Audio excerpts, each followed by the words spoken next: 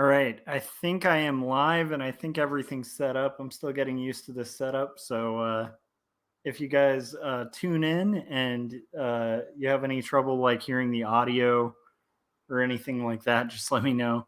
Um, and I streamed earlier today. So who knows who all will show up or if anyone will show up tonight. But anyhow, so my name's Joshua Kemble. I'm a cartoonist, illustrator, graphic designer. And I also, what I'm going to be working on while we talk is going to be like this last panel for book 2. It's like page 9 I'm working on. It's the last panel of that page. And I'll be penciling that while we talk of 2 stories, book 2. So 2 stories, book 1 is this book, and it's available on Amazon for like a really ridiculously low price. So go pick it up. It's a comic, a confessional graphic memoir that grapples with questions of faith, mental illness, depravity, and ultimately redemption in a fallen world. It's 120-ish pages of hand-lettered, hand-inked pages. And I'm just going to kind of hang out and do this stream while I'm working. I also, my son is asleep, which is awesome. So basically that frees me up. I just poured myself a very short glass of Bullet, which I actually just bought this really recently, but it's like, it actually comes with a little whiskey mug, which like retains cold really well in like a special little case thing.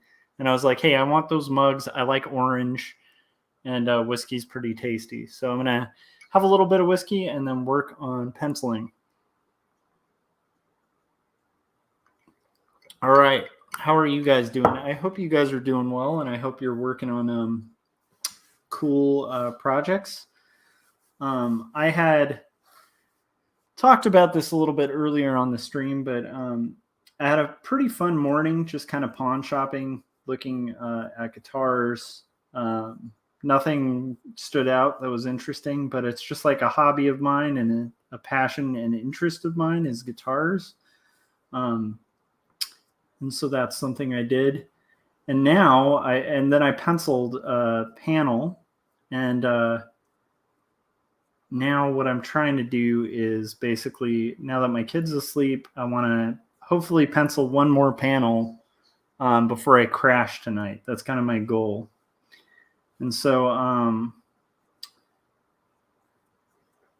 but yeah, I also got like different parts, different components to like mod my I have this old weird Squire, and it's like a Squire Stratocaster. And I did order a couple pickups for that because that was a project I started long ago. It's a guitar I'd very much like to get working again. So that's the thrilling story behind that. So what I'm meanwhile doing. Oh, and then Chris said his kid just fell asleep too. He's still got to do Indiana Jones style transfer to the crib though. All right, Chris. Well, hey, when you get back, let me know, man. I can give you a link too, and you can hop on and hang out. Or if you have to stay in silence with the newborns, with the newborn, not newborns, that would be crazy if there were an S there. But anyhow, yeah, if you feel up to hopping on, but if also you have to keep dead quiet and silent, then I will just talk to you during you're putting the kid to sleep kind of thing. That's a crazy time. So, by the way, that's Chris K in the chats, is Chris Kawagua, Sketchboy01 on all the interwebs. And he just posted a really cool Dune poster that is really incredible. It's kind of beautifully drawn. And I showed this off on the last stream, but I'm going to just show it again.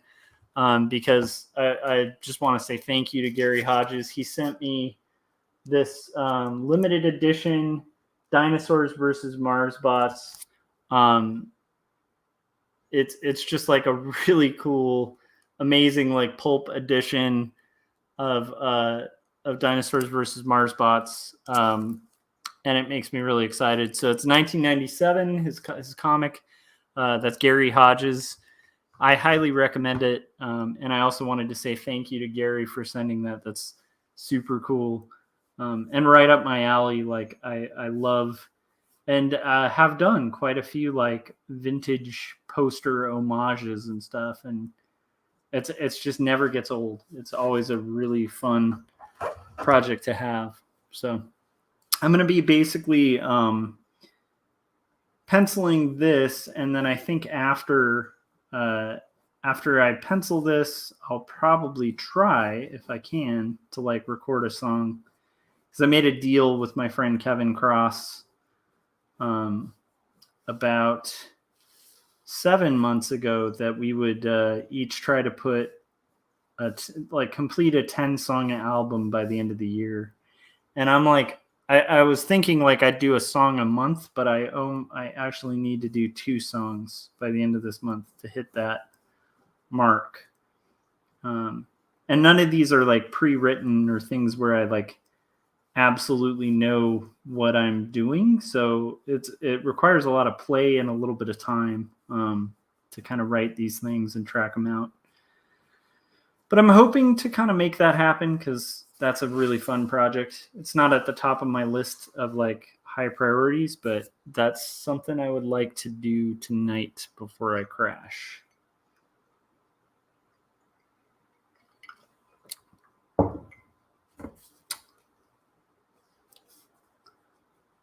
So my son has been really into this manga that's kind of weird, and it's about like squids that like fight each other with ink, and it's like squid people. It's very cool. So we read that for his book time, and actually he's asking a question real quick. Let me find out what he needs. I'll be right back. What's up, man?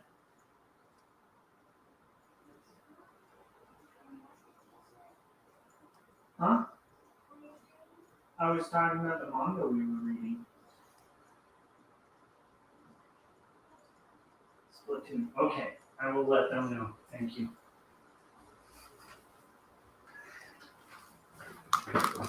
Okay, so I don't make a habit of walking off stream, but my son really wanted to get talk to me, and so he was like, Dad, excuse me, Dad. And I went in there, and he told me that the name of that manga is called Splatoon. But it's pretty cool. It's a very funny kids manga that I think he enjoys a lot, which is why he was like, Dad, if you're telling people about Splatoon, you need to tell them by name what it is. But it's a pretty good. It was pretty fun to kind of read. I try to read to my son every night, and I think that's a good habit to try to maintain, kind of keep up. And then Chris was saying Splatoon started as a game. Did it? So is it based on a game? That's kind of interesting. Is it like an app? I don't know.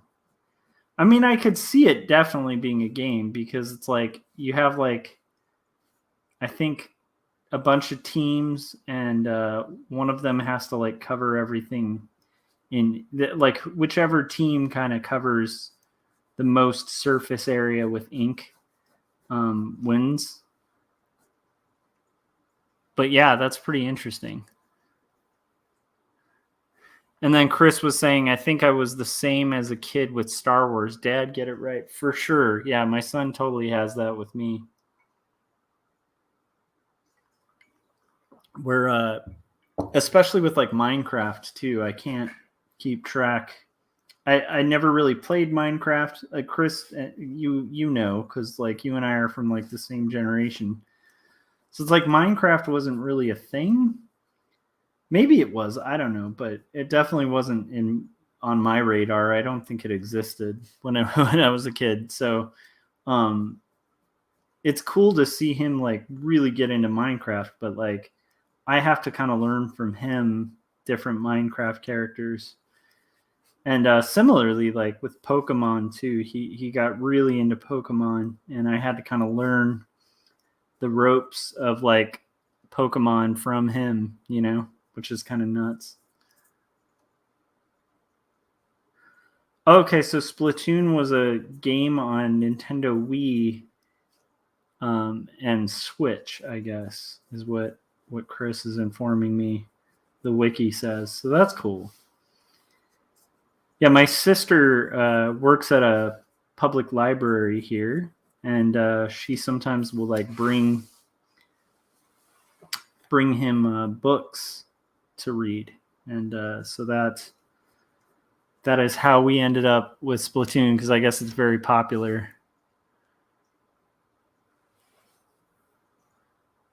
Yeah, and then Chris, that's dead on, where he was saying Minecraft is how novel Legos were to us, I think. And I totally agree. Although it's interesting because it's like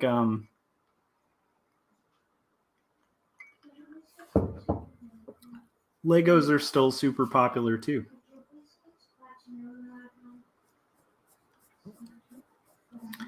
And I think now Ben is asking for his mom to download Splatoon on his iPad. But the comic is based on a game. So I just wanted to watch it on. So I'm being overheard by the kid. I'm not going to play Splatoon down. So anyhow, these are the fun things about having a wonderful, brilliant 8-year-old. They it's good times. So yeah, I'm trying to get this page completed, and if I do, I should be slightly back on track. I'd like to have, the first 10 kind of penciled, and then possibly like work on getting more photo references for the next set, at least the rest of the chapter. But the nice thing about this is the rate where I'm at, like it's scripted, it's roughed out, so I always have something to work on. Like if I'm not able to get photo references, I'll be able to start, pencils. If I run out of things to pencil, I'll be able to jump to inks. And so this is going to be a project where I'm just going to be working on it for a long, ridiculous amount of time. Let's see here.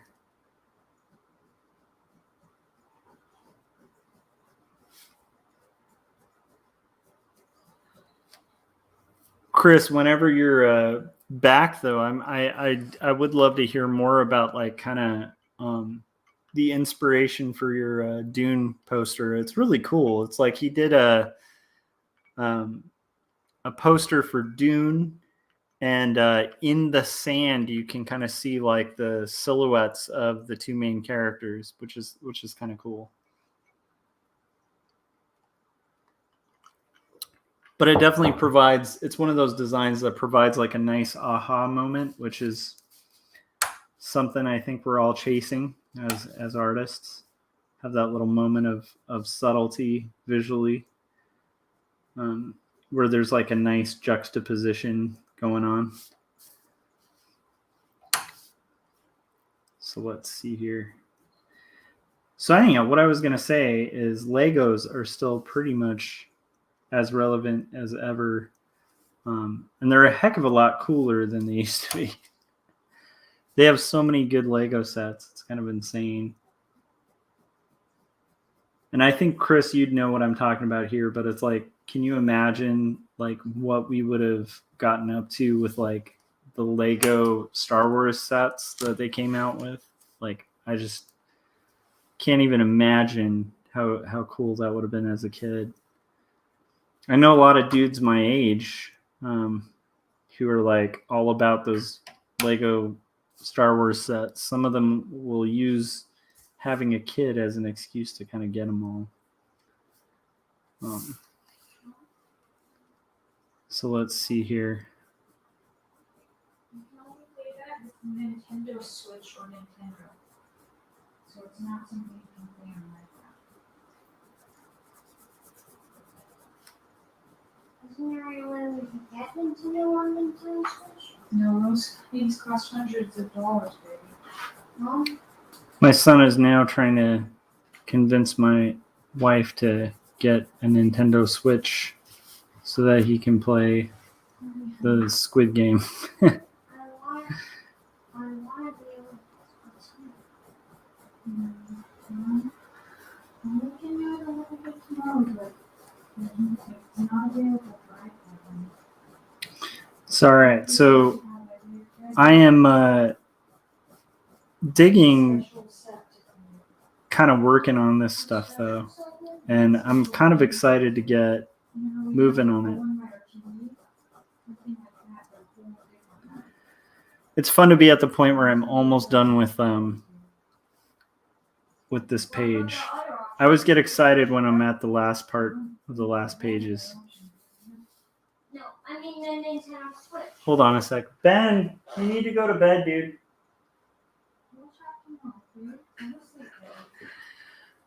He's cute, but he's staying up way past his bedtime. It's very expensive, baby. We'll just see if Eliza gets one and you can play with her at Christmas time, okay? But we can't afford one of those. So then, let's see. Chris said, back in my day, I made my own Lego X-Wing with standard Lego parts. Yeah, dude, that's like the only way it was done back then. I'd love to see. Do you have pictures of that, Chris? I'd love to see them. I mean, I'm sure it was long ago, but I'd love to see like how you kind of went about that, because like I definitely remember as a kid like kind of building approximations of different things. Just kind of had to make do with what we had. Let's see.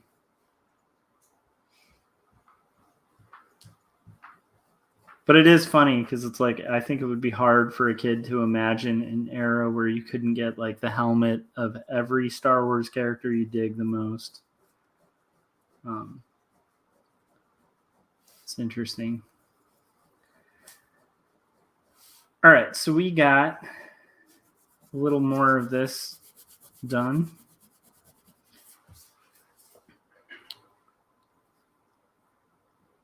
And I'm kind of again, like I can't help but. So I think this might tie into like something I think about with comics and art.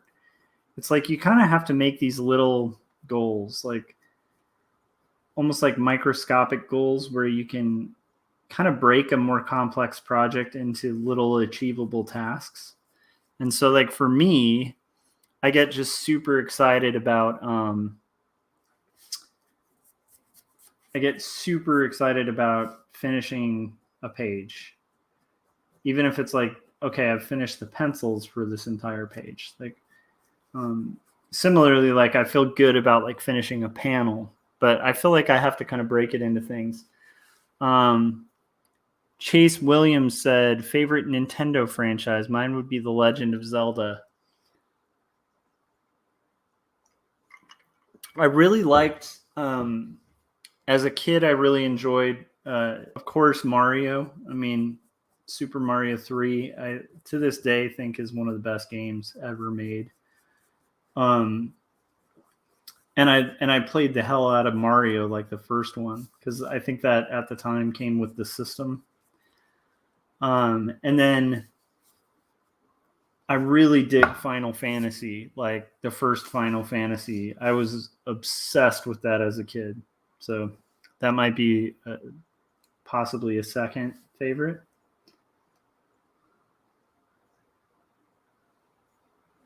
But Zelda's up there, man. I ended up doing a design a while ago that was Zelda related.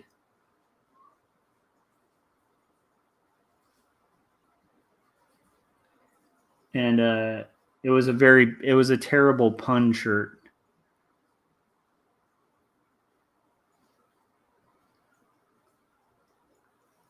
I think some goner was talking about my logo being huge. I know. I did leave it in a really huge spot. I wonder if I can kind of tilt this. Here, let's try that. That way it's not like covering my face. But yes, my friend Corey teases me a lot about my logo being gigantic and covering my face. Let me see if I can. There we go. We'll do that for now. But yeah, so my Legend of Zelda related design was Link for Lincoln, which was kind of cool. Let's see if this will. I'm gonna still see if I can kind of get this a little more. There we go. So at least it's covering my face less, but really what I need to do at some point is reduce that logo. And I could move it to like the top. You're correct. That's good advice.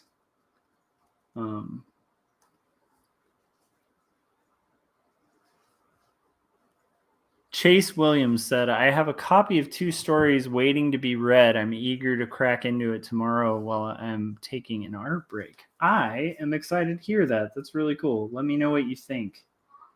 Even if you hate it, you can just send me like a message or something and be like, this sucked. I'll take it. But I appreciate you checking it out, and I hope you enjoy it. Let's see here. This is kind of an interesting page to try to pull off that I'm sketching here. But I think it might happen.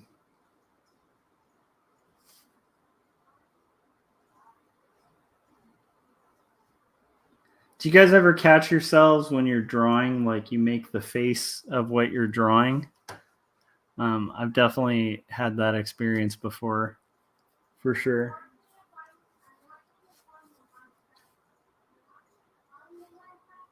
So anyhow, some goner, if my friend Corey watches this after the fact, he's gonna crack up at your comment because he's teased me for a while now about the ridiculously giant logo that I made. So anyhow, let's see here. We have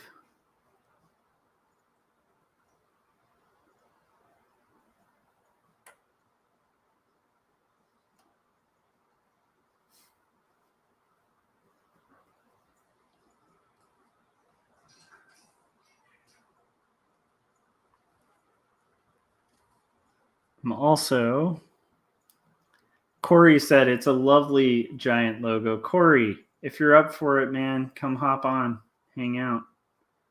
I'm going to be on for like another 30 minutes, 40 minutes or something. It'd be cool to have company if you're working on animations. If you're busy, no worries. Chase Williams said, all my characters have the same face syndrome where it's ambiguously left kind of blank. A versatile expression on the reader can contextualize in different situations. I struggle with that too. I try to think of like specific characteristics that I can give people. So like right now I'm drawing kind of a dude with like, to be fair, I think in the panel I just drew, he needs like a longer nose and like a lower mouth line. But which is what I'm working on right now. After you said that, I'm like, that is kind of same face syndrome-ish. But I definitely fall prey to that sometimes. I think it's like, it's hard to like find that. Chris said, I found pics of my Lego X-Wing. Doesn't look like I can post links and photos in the chat though. Oh. Well, shoot them to me on Messenger or whatever. And if I get like right now, I can't show them, but I'll try to put them on the stream in a little bit when I get back to that spot, which is my actual computer. Right now, I'm like, I've got my little setup on my art table. So I can't really share pictures, although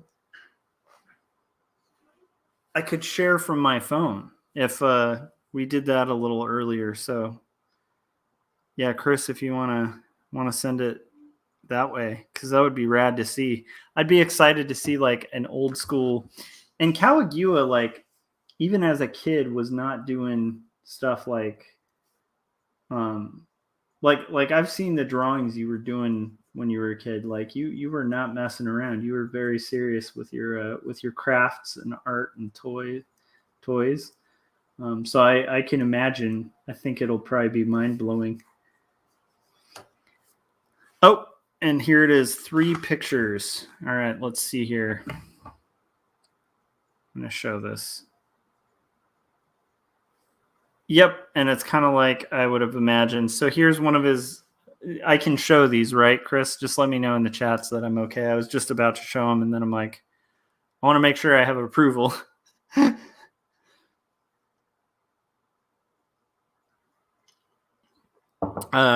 Corey said he might spin by later. He's lip syncing. Yeah, that would be hard to do on a live stream, although it might be hilarious to do. And then Chris, yeah, I guess just give me a heads up if I'm good to show it.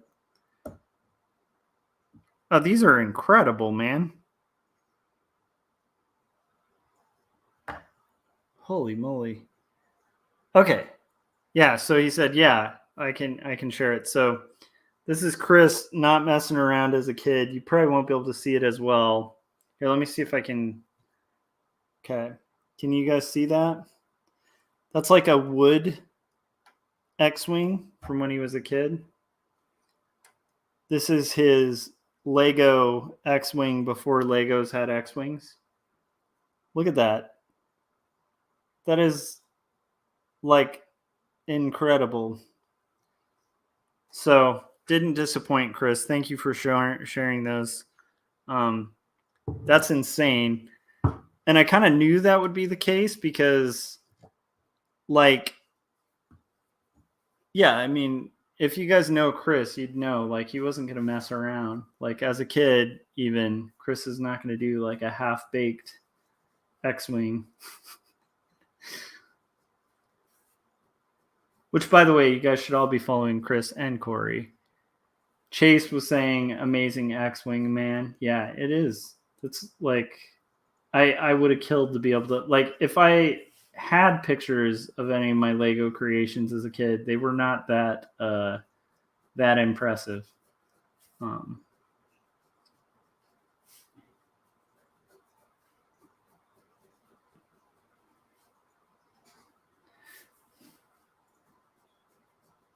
But yeah, so with that, I definitely get the vibe that, like, Chris, had you and I had access to the cool Lego Star Wars stuff they have now, it would have been just insane.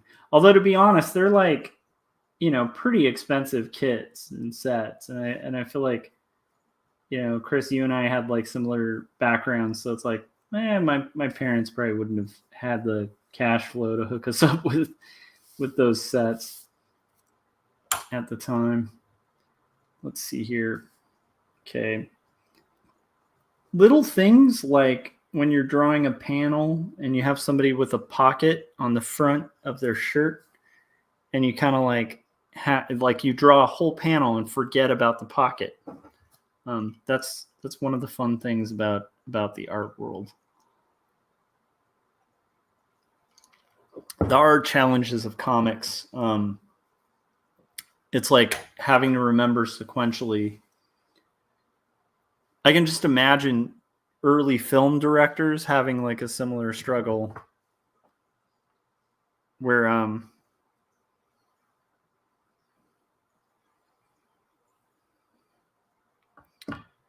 wait, Corey, what you're sending me, is this the Lego set or is this your own kind of take on the X-Wing? I'm getting X-Wing Lego kits like messaged to me from my friends. This is the funnest live stream ever.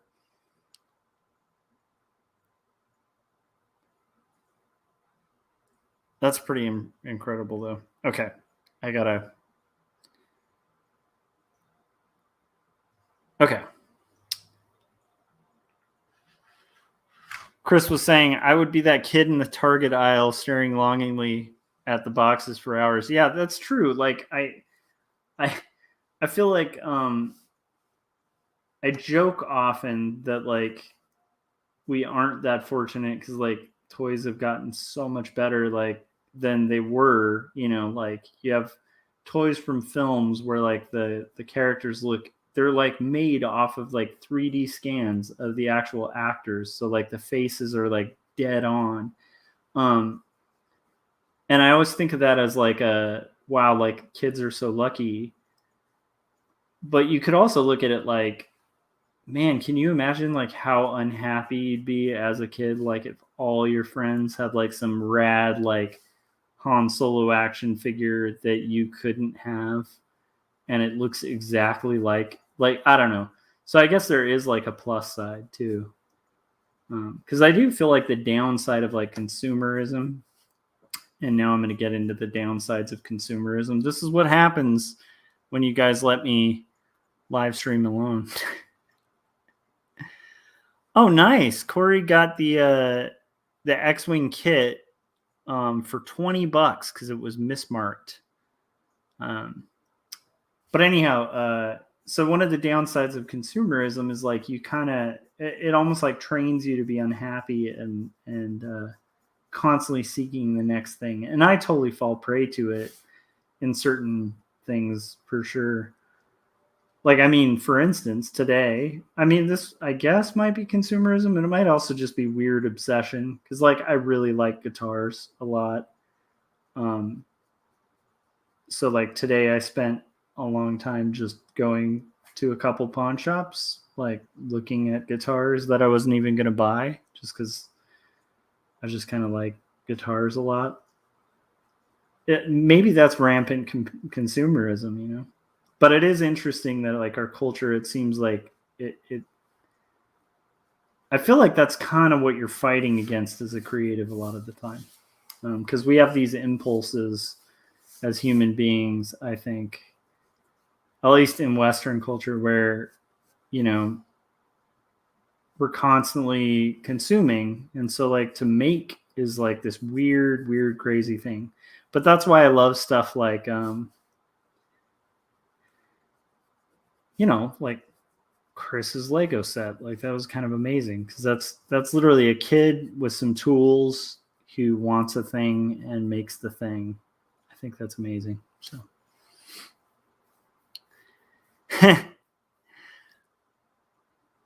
what did he call this? GAS, guitar acquisition syndrome. That's hilarious. And then I believe that I'm getting a bunch of cool little icons on Twitch, which is cool.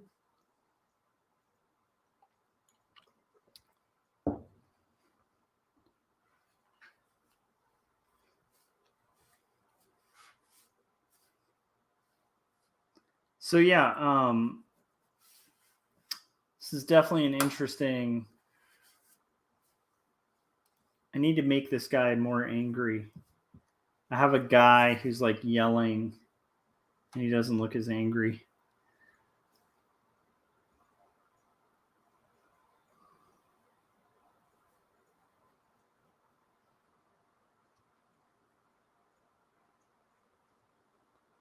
Cool. I got raided, I guess, on Twitch by Anti Boogs. Welcome, guys. Glad to have you here. Chase said, out of print albums and comics hurt me a lot. That's the downside of consumerism. Yeah, dude. Comics in general, like as somebody who makes comics, it's like I have trouble even finding the time to read comics, half the time.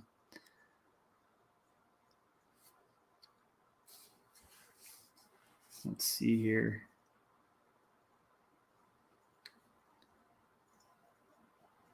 But another thing that's hard with comics is there's a lot of really great comics. Like Corey and I have found this out. We do that show, the Indie Review Show, and it's like it's shocking, like how it flips. I think when you're getting into comics, like you have maybe like a few entry points, you know, where you're like, there's like these go-to books, you know, and you pick them up and you're kind of hungry for more. But then there comes this point where you start realizing like how much good stuff there is out there. It is crazy. Like it's almost impossible, I think, to read like every good comic there is. Which I know isn't like a profound thing, but it's cool for me to see because as a kid, like growing up being into especially indies, I just was like shocked and stoked to find out anything that was good. And the more I dug in, the more I just started again just realizing like how wide and broad and amazing what comics have to offer is. And it's kind of like when you're a kid, you know, and I don't know, like if you're into reading, you have like your core books that you like really connect with, and then maybe you learn some books in like an English class or a couple English classes, and you read them, and some of them you like and some of them you don't. And then at one point you start realizing like how many books there are, and you're just like, oh, this is insane, you know. Chris was saying, as a child, the realities of economics can be crushing during Christmas time. And he was saying hashtag consumerism. That's totally true.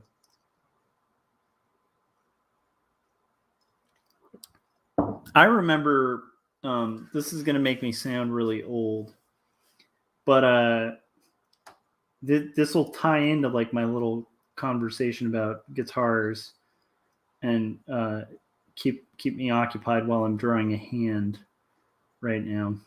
A very tiny hand. So I'm blocking it out and keeping it really simple. But so when I was a kid, there was we didn't really have like the internet. And this is like a teenager, like early teens.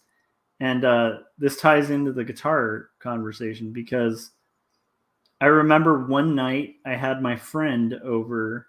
He was staying the night, and we were talking about how cool it would be to play music. And he was basically throwing out the idea of like, well, I want to play guitar. And at the time I was kind of like, yeah, I want to learn how to play drums. And so we're looking through a Sears catalog, like, because it's a little bit before Christmas. And we're just like highlighting different instruments. And they had like the worst instruments ever in this catalog. And last minute we just swapped. So he chose drums and I chose guitar. And I remember picking out this like black guitar in the Sears catalog called the Sensonics, and you can Google it if you're ever bored. It's like there's a couple that they had. One of them kind of looks like a fake Fender Strat. That was not the one I picked. There's one that had like a speaker built into it. That was not the one I picked, but it looks exactly like that, but without the speaker. So if you ever look up like a Sensonics, you'll see the piece of plywood that I learned guitar on. So then in the mail, like months later, we get this like package with this, you know, guitar, and it's practically made out of plywood. Like the tuning pegs are like plastic, and they kind of bend off of it. Like it was one of the worst guitars I think a human being could own. And anyhow, I guess my point is, I still remember the consumer nights though of like looking through like Sears catalogs and stuff like before the internet, where I'd just be like, yeah, those are the things I need. That's what I like, you know? So I don't know. Yeah, it's interesting. Let's see.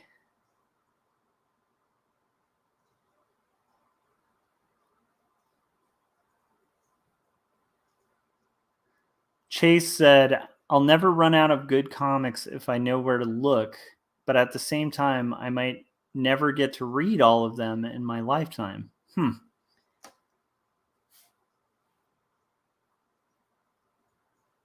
Yeah. And the weird thing is, the more you read them, the more you know where to look, and you also start getting recommendations, from friends and stuff, or from like trusted sources. Like you find like a reviewer you really trust, and or honestly, it's like kind of like how I discovered a lot of music, where you actually listen to like the musician, and they're like, oh, I'm really into this band, and this is what I listen to, that inspired this song, and you kind of go off of that and sort of go down that rabbit hole and discover a whole bunch of cool bands.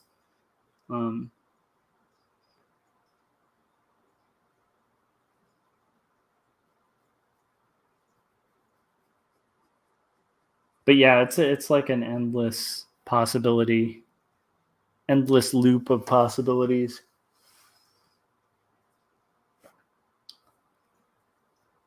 So I'm feeling pretty good about my progress on this page so far. It's like I'm almost there. And this is the last panel on this page too. So once it's done, I can actually rock. Like I'm ready to rock and roll and move on to the next page, which is exciting. It's like you have to kind of celebrate the small victories, because the reality of this is I have 130-ish pages to do, and right now I'm on page 9. So you have to kind of celebrate the little victories. At least I do, to stay sane. Because if I think about like the 130, I'll just feel like, oh man, why am I doing comics, But if I just think about like, hey, I'm almost to the 10 mark, and it adds up, right? Because that 10 eventually is going to be like, now I just have 120 to pencil. So Chase said, I'm hoping to go into indie comics with a John Peel mentality, to cherish and support the work of creators worth recognizing, especially in the age of social media. That is that's a good approach. And I think that also fights a little bit of consumerism, because I do think there's also a push with like a fascination with the new, and it can kind of make you not appreciate or support like the old. And like even when I go down my little like benders of like looking at new guitars and stuff and being like really fascinated with them, I have to remember to also make sure that I'm using my old guitars and that I'm taking care of them, And it's like, often if I use those and take care of them, then I appreciate them more. And it does go against like kind of a consumer kind of vibe. I'm pretty interested in this raid thing on Twitch, because I don't really do a ton of Twitch, so I don't know if anyone's left from the wacky raid I just got. But yeah, I'm curious how that works, because like my main platform is on YouTube. It's not huge or anything, but it's like I'm not as familiar with the way Twitch and Twitch raids work and stuff like that. So that was fascinating. And sorry to my YouTube folks. You guys won't be seeing those comments, but it was interesting. It was like about 10 minutes ago or something. There were like 10 people who hopped on and were kind of putting little memes and stuff in the chat. So made me happy. Let's see here.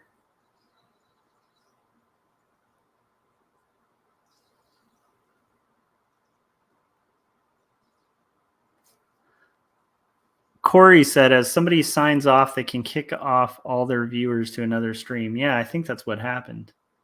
And I appreciate it. Chris was saying, yeah, there are just ways for streamers to support each other. Yeah, it was really cool. Like, I'm not sure who IO there, but it was kind of nice for them to send folks my way. And I totally, whenever we talk about like Twitch, even though I'm streaming to it right now, it's like I definitely become like a boomer about the whole thing. That's definitely one of those moments of like I need to read up more on it. Corey, you could explain it to me on stream if you want. Although honestly, by the time you're done doing Folly or voiceover work, I might be done with this panel. It's going to be interesting to see how this comes out.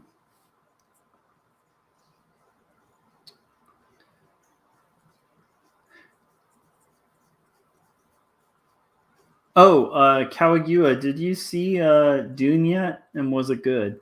And if you haven't seen it yet, then I have no idea. But I'm kind of curious. If Kawagua says it was good, I'd trust it, you know? Chris was saying, do we raid Corey after this then? Maybe. I would have to figure out how to do it, how to raid, which would be interesting. I'm definitely still in here for a little bit though, because I'm still working. But I do think going to Corey's afterwards might be a good call. So have we hit the hour mark? No, we haven't. Okay. My brain is like getting all discombobulated thinking we hit the hour mark, but we didn't.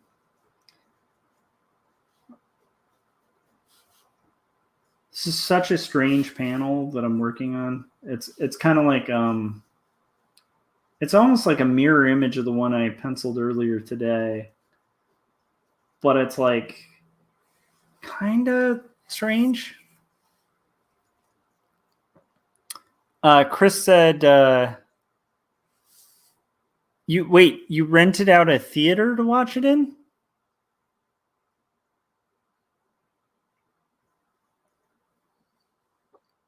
Can you do that? That sounds amazing.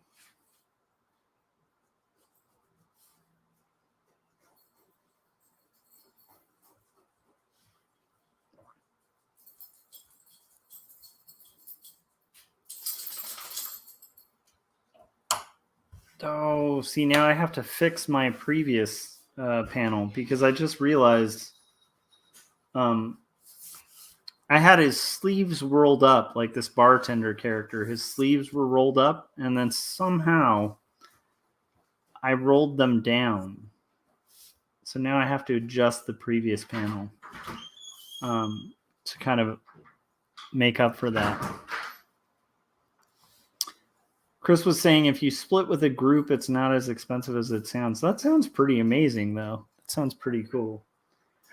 And I believe we're going to be joined by someone raiding my stream. What is going on here?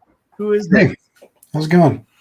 How's it going? Let me pull down this obnoxious. I don't know if you caught the critique I was getting in the chats about the absurd size of my logo.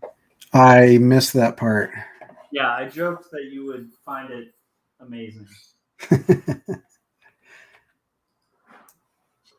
Let's see. All right, absurd logo size. Check, and I'm just going to adjust this. All right. Hopefully I'm not like hopping off stream too much. How's it going, Corey? Good. Yeah, is recovery coming along okay? I don't know. it's about the same. I'm going in on Monday morning to see if I can start physical therapy, so that would be nice. Nice. So they haven't done physical therapy yet, or no? I'm just supposed to wait for this long until I can do anything. Wow.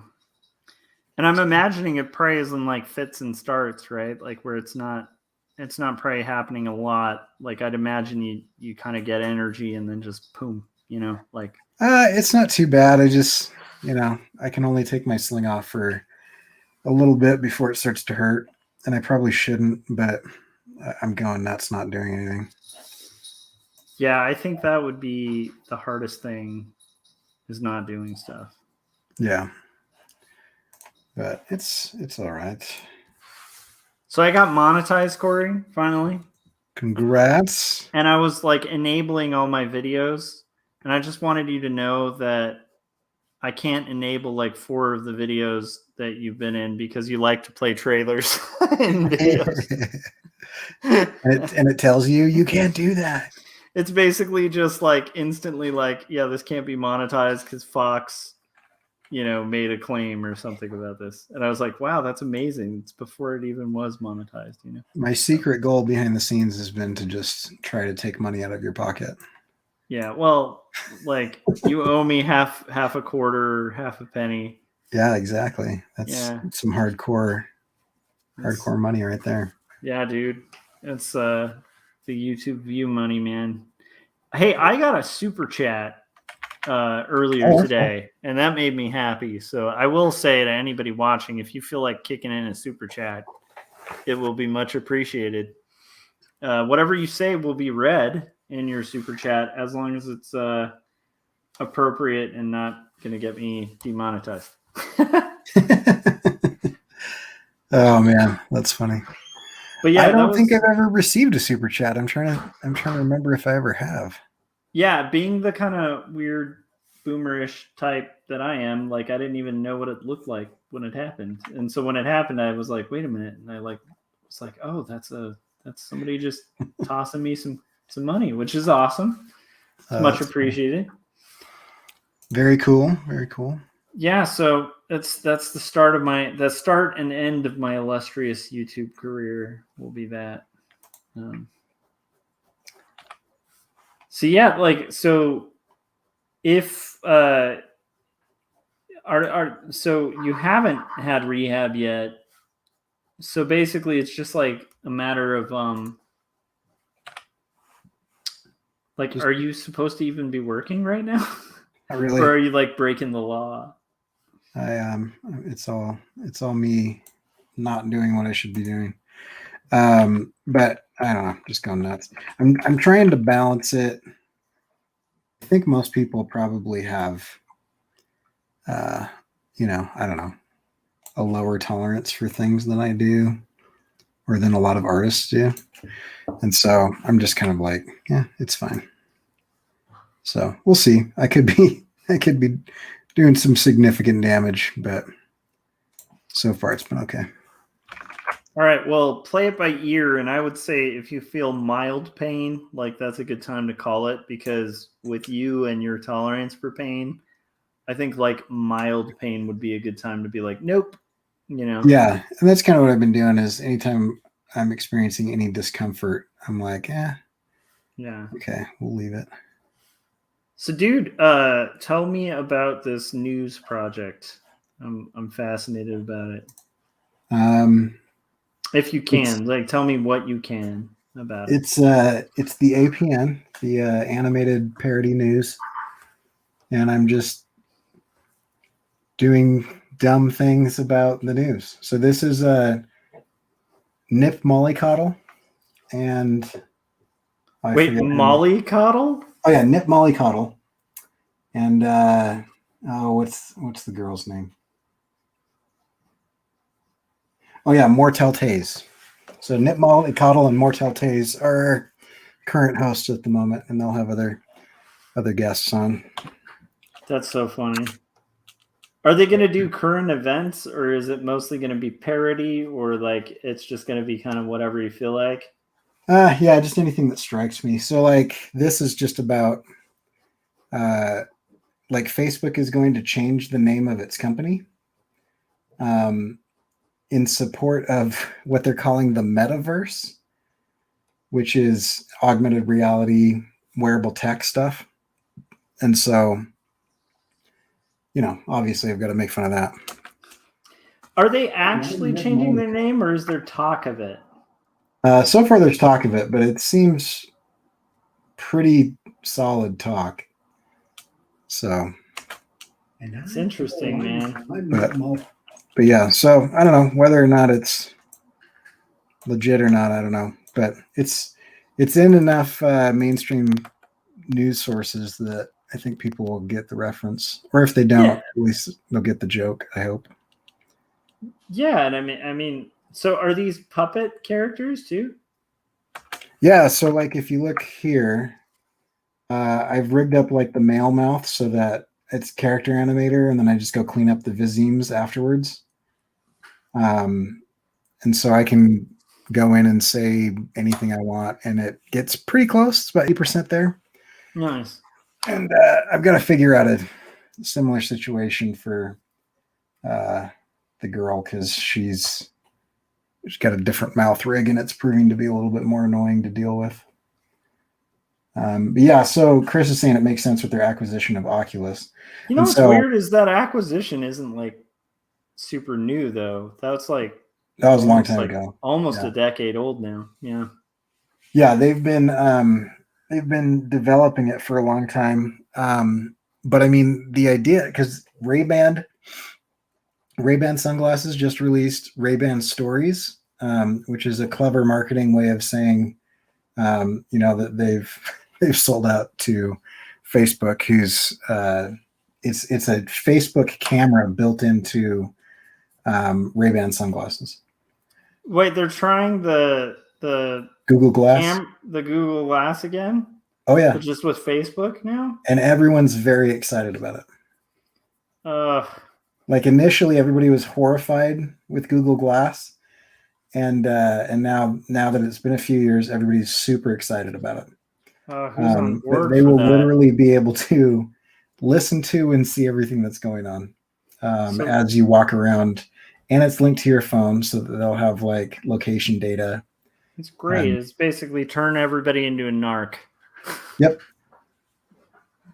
Yeah. So anyway, so that's they're doing that, and then Amazon is doing the smart ring. Wait. Explain the smart ring. It's just a smart watch, but smaller, and so it has some notification stuff going on with it and everything. Do you feel like it's like all the tech from like a James Bond movie is now just being used, but not for like cool spy stuff, just for like average everyday uses? Yeah. I mean, of course there's probably cool spy stuff on top of that, but I don't know. Did you watch those congressional hearings? I watched the 3-hour testimony of I forget her name, but the Facebook whistleblower. That was disconcerting. Yeah, it is. But like, what's disconcerting to me about it on two fronts, because one is like the content she was talking about was definitely disturbing, and a lot of it's not super new, but it's like, it's important for it to be said. To me, the most disturbing part was how politicians would be like, so you're saying Facebook is evil and nefarious, and they'd be like, no, you don't understand. There's AI that's like approving videos, and like they should probably just have a human being, and they're like, so you're saying they nefariously are approving videos, and they're like, no, it's automated software is incapable of filtering out this stuff, so you need human beings. So you're saying Facebook is the bad? It's like, no, it's the automated. Yeah, they kept trying to pin it on Zuckerberg himself. Exactly. They're like, so you're saying Mark Zuckerberg? So was Mark twirled his evil mustache? Was Mark Zuckerberg in the room when this decision was made? Yeah. And it's did he make the call? And it's like, that decision wasn't made by a person. That decision was made by So that to me was what was most disturbing about it, was like the incapacity for politicians to digest the idea that like the main problem is automation and automated like approval systems, and the algorithms, which we've known for a while, And of course, I'm like, saying this on a YouTube stream, so I don't know where I land on that. But you've recently been monetized, so you got to be careful now. You can't say anything against Big Brother. Well, I mean, Google is excellent. It's just Facebook we were talking crap about. That's all I'm saying. They'll come for your 37 cents a month. I know. They're gonna take like the half penny, and that's my half penny. That's my penny farthing. Don't take my penny farthing. Yeah, but it was fascinating. It was interesting. It's just sad to me, like the disconnect, because I think they're always looking for like a black and white, like easy political angle, and it's like it's a little grayer and more complex, and disturbing. Tonight's episode, and this is the animated parody news. In tonight's episode, Dude, Got the first 8 seconds done. that's amazing. Okay, so are you having to adjust the mouth movements on that, or is that just doing it itself? And by the way, Chris Kawagua gave you a new middle name, which is Danger, which I agree with. I'll take it. And And Chris, I'm wondering if Chris has read the Zuboff book, because he's quoting it well. He said they just had to wait for society to adjust their level of privacy. So this is like the way that big tech since like the mid 90s has done things, is they'll introduce something, it freaks everybody out, they pull it back and pretend like it never happened, and then they wait a little bit, and then they introduce it again and just wait everybody out and tell everybody that it's inevitable. And that was one thing that the whistleblower pointed out that I don't think she did a very good job of, but she kept saying, Facebook likes to present false choices, and that's the false choice, is it's like, well, it's this or the end of the world. It's like this or nothing. It's like if you touch 230, then all social media ceases to exist completely, or like if you try to tell us that we can't have Nazis on our platform, then like the internet will crash. Which one do you want? Nazis or no internet? And it's like those are false equivalencies there. You're not, but I don't it's know. Also a real problem, like because I'm like a big fan of like free speech and stuff, but one of the biggest problems with free speech is like free speech absolutists, where it's like you end up with like a 4chan kind of situation, where it's like if you're going to be absolute about like free speech, then you have to like house and contain a lot of stuff that like no human being in their right mind is going to be okay with existing, Right. So it's like at some point you have to have like a line and some kind of like common sense with it, But then it does get slippery, because if you give the common sense to like, a system that's automated, then there's no common sense again. And then you end up censoring everyone. So it's a weird, yeah. The problem with automation things is that they automated it for growth, not for safety or free speech or anything else. It's only automated for growth. And so like a deep learning AI is going to look at all of those variables and say, oh, when people get pissed off, they stay on the platform longer and engage more.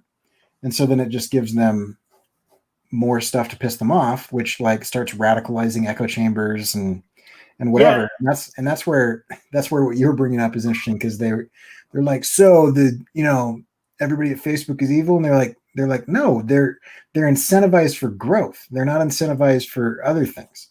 Yeah, it's a profit motive, and welcome to capitalism. And to be honest, like some of their arguments are correct, because like if Facebook doesn't jump on it, there will be social media platforms that do. So there is some parts of it that are completely inevitable. Oh, have you heard Donald Trump's, the name of his social media channel? Oh wait, he's launching one now? Oh, he's launching a social media channel. And there are two things that I think you're going to love about this.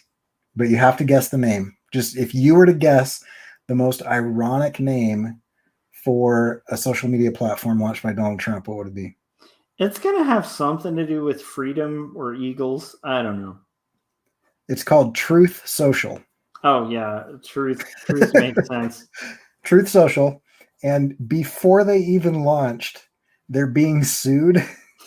They're being sued by this other social media platform because they basically took all of their code and like scrubbed their name off of it and called it Truth Social. It's like there's like some open source code movement that was like share and share alike licensing, and and they just stole it. So now they go to court. Also, they got hacked by a bunch of trolls right at the beginning. So that's kind of funny. I forget like what that okay, so like once like there was a point during the insurrection where they just kind of like took down all of the Trump stuff, and they took down a bunch of accounts that were like QAnon followers and stuff. Yeah. And one of my favorite parts of this is they all retreated. Do you remember the social media platform they all went to? Like wasn't it? I can't remember the name. Wasn't it WhatsApp or something? It was one of the ones that's like encrypted. Yeah, it wasn't WhatsApp. It was like a site that was started by like a guy who's just like, yeah, here's a home for you. Like this is the safe place. Right. Yeah, they jumped onto that one and it crashed in like an hour. Well, it not only crashed, like this is one of the funniest parts of it is like they were planning a lot of the insurrection on it. And then like somebody hacked the entire code and leaked everything. So like they have like time-stamped documentation of people planning like nefarious stuff during like the January 6th thing, like because they weren't doing it on Facebook, like because it got hacked, and like so like the FBI like actually went on it and like baited people and all sorts of stuff. So it was like it's actually, I guess, in a lot of those cases against a lot of the people who participated in the insurrection, that social media platform they were on, it has been like the main tool for them to get convictions, which is insane. So anyhow, that to me makes me question anything with Eagles or freedom that's social media related. I'm not going to trust that it won't get hacked. Well, I mean, what you really need to understand, though, is that Donald Trump is still the president, no matter what they say. That's true. He never lost, right? Yeah. Periscope is down now. I don't think it was Periscope. No, it wasn't Periscope. It was like its own, like, kind of weird conservative thing. Like, yeah. I don't think it was Periscope. Yeah, I don't think so. Yeah, that sounds too cool. Well, Periscope is Twitter's live streaming thing that has since gone away and just kind of. Yeah, no, this was like a startup guy, and if I remembered the name, you would instantly be like, oh yeah, that place, you know. We have access to Google. Because a crap load of I mean, if you're close to Google, look it up. But it's like a bunch of conservatives at the time were migrating there because they were like, our speech is being limited, and they went there, and then the entire thing got hacked. It's just going to be everything. Everything's just going to be about Truth Social right now. So I don't know. Wow, that's crazy. I can't believe that. So I guess I just have not really been paying attention to the news. Which I don't know if I'm worse off for. Like, I only read it because I'm looking for jokes for this thing. Well, yeah, if I were doing a parody news source thing, I would have to watch the news. I am excited about, like, apparently they're gonna approve trials for kids pretty soon of Pfizer. I guess like next week or something. Yeah, that makes me excited.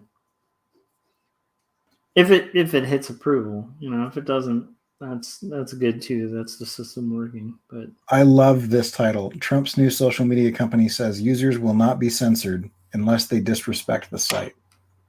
So basically, that's the problem with writing parody in today's day and age. Is it's like reality is a parody of itself. It's hard to beat that. That's hilarious because that's more nefarious than like Facebook's user agreements don't say you can't talk badly about Facebook. Right, but they do suppress that. There was a study that was just done. Really? Oh yeah, CNN a couple of weeks ago came out with like, or was it CNN? I've got to find it. But they came out with this whole big breaking story that like Facebook's algorithm artificially boosts positive news about Facebook and suppresses negative news about it. Yeah, I mean, I wouldn't be surprised, but it's still not in their user agreement. It's not like they say like, "Hey, we can ban you Sure. if you Yeah. talk crap about Facebook." That's a pretty nefarious if that's like the starting point where they're just like, "Hey, we're not going to ban you for anything except don't say anything that insults our Parler. platform." Parler, that was it. Parler. Yeah. It was like this massive thing, and I knew like 2 or 3 people that were like those high school friends that end up blocked on Facebook. Oh, Who were just like, yeah, I'm going to Parler, screw this. And then like 4 weeks later, we're like, Parler, everything leaked. And yeah. So Parler wasn't so safe, is all I'm saying. yeah. I always feel Parler. like, what is it? A good assumption in life is that just nowhere is safe. Yeah. I don't know. I would never give my information to this website. This is like the scammiest looking website I've ever seen. Right? Does it have like bald eagles and stuff? No, it's got farmers and things like social media the way it was intended. Farmers. Clip art. Yeah, like look at this guy. Like we're going back to wait, don't show it. I'm gonna get I'm like, don't Dude, show you can fight anyone. it. This is commentary. I know, but don't show anything. Oh, Josh, I feel like I'm being censored. It's true, you are, man. I'm gonna give you a copyright strike for having my artwork on the screen for so long. I got a slight taste of that super chat money, and I'm like, I want that money. Okay, I'm so excited to see how long it takes you to realize that there's no money there. Yeah, well, I know there's no money there because I was monetized before. It was like pre the 1,000 things, where it was just the views. I had cracked that before I even started YouTube. So like when I started on there, I was like monetized somehow, and I didn't even understand how. And it was because I had posted a video years ago that hit that key or whatever to crack it open. And then they changed the whole thing. And so I've been demonetized for a while because they changed the game. Like you had to have so many subscriptions and, anyhow, you've been monetized for a while. So, I've been monetized for, I don't even know how long. I don't think I've ever been demonetized. Yeah, I just had that thing where I was under the subscriber count, and then after that, it was like the watch hours or something. Right. So, but I will tell you, I know that in all likelihood, I'll probably get a check in about half a year, and it might pay for a bag of groceries. A very small bag. And I'm guessing about 4 years later, I might get a second check. Yeah, I'm not expecting a lot because YouTube, you're not going to make tons of money on that. But I will take super chats, and I just want to reiterate that to anyone in the chats who is super chats are interested. Cool. Yeah, those actually can add up. Yeah, I'll take them. What did Chris say? All animals are equal, but some animals are more equal than others. I wonder what that was related to. All right, I've got to the part where I need to listen to stuff again, so I'm gonna bounce. Yeah, actually, I'm pretty much wrapped. So, do you want to let people know where they can find your stuff and all that fun stuff? Yeah, let me get my animated mouth up. There we go. You can find my stuff at CoreyKerr.com. And if you go to CoreyKerr.com and click on what's new, then you'll see all the new stuff there. And you can see Instagram and YouTube. And that's probably where some of the stuff is going to end up. So stick around. There'll be a newsletter link at some point. And you can watch some animated stuff there. So CoreyKerr.com. That makes me so excited. And I will say, if you ever need like a guest vocalist, or a guest like newsreel person, let me know. I'm more than happy to contribute. Oh, absolutely. Yeah. If I can figure out a really fast way of doing this, because I don't want this to become the thing that I do. I just want this to be something that I do for fun every once in a while. So Yeah, it can be like a filler thing, which I think is smart, honestly, especially when you need things that are not going to be like physically taxing right now. So I'm excited, man. I think it looks really cool. All right. Well, so for anybody watching this, make sure you pick up 2 stories. Book 1, which you can check out at Amazon, 2 Stories by Joshua Kemble. And if you pick it up, let me know. Like the next time you're on a stream or something like that.